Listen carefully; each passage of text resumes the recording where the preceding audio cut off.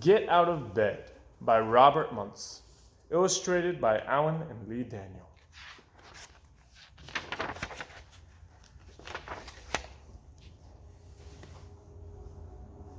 In the middle of the night, when everyone else was asleep, Amy went downstairs.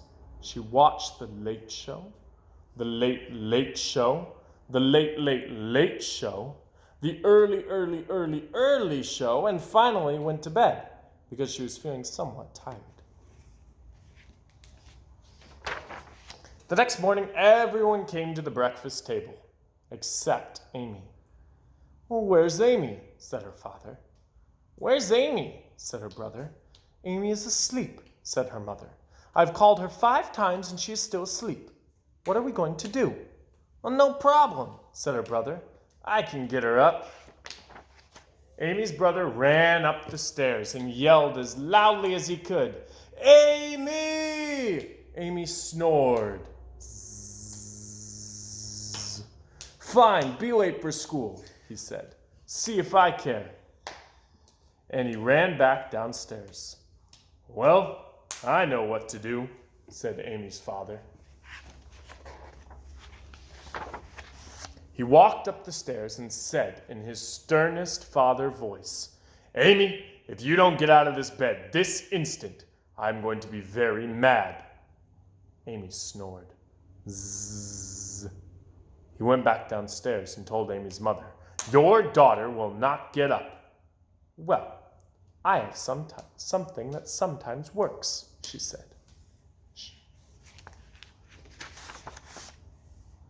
She ran up the stairs, stood Amy on her feet, and said very nicely, "Amy, please wake up."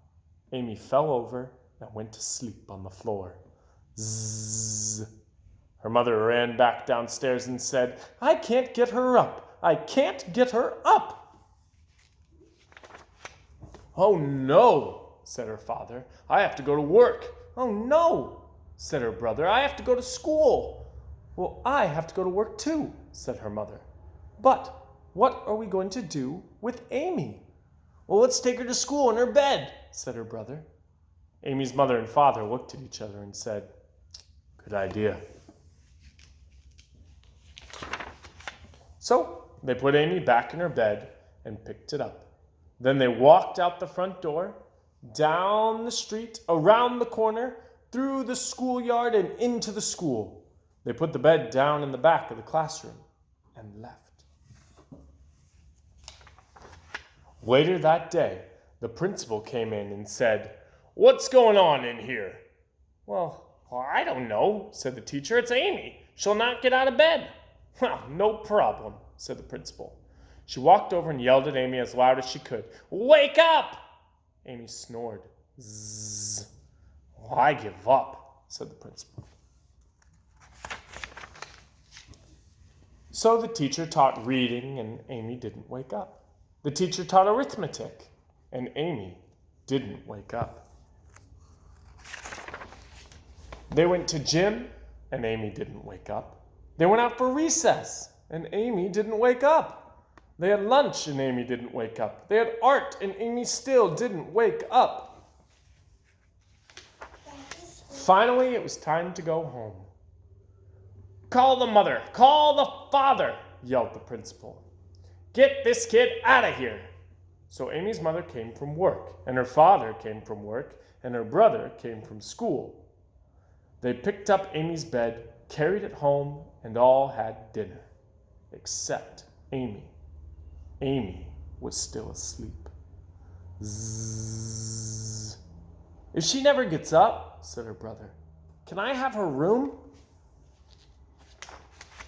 But the next morning, Amy did get up.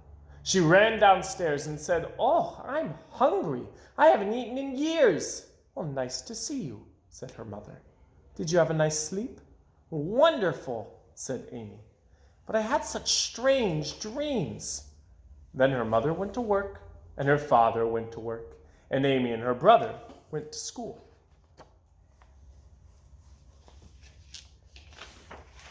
At the door of the school, the principal said, "Good morning, Amy. How are you today?"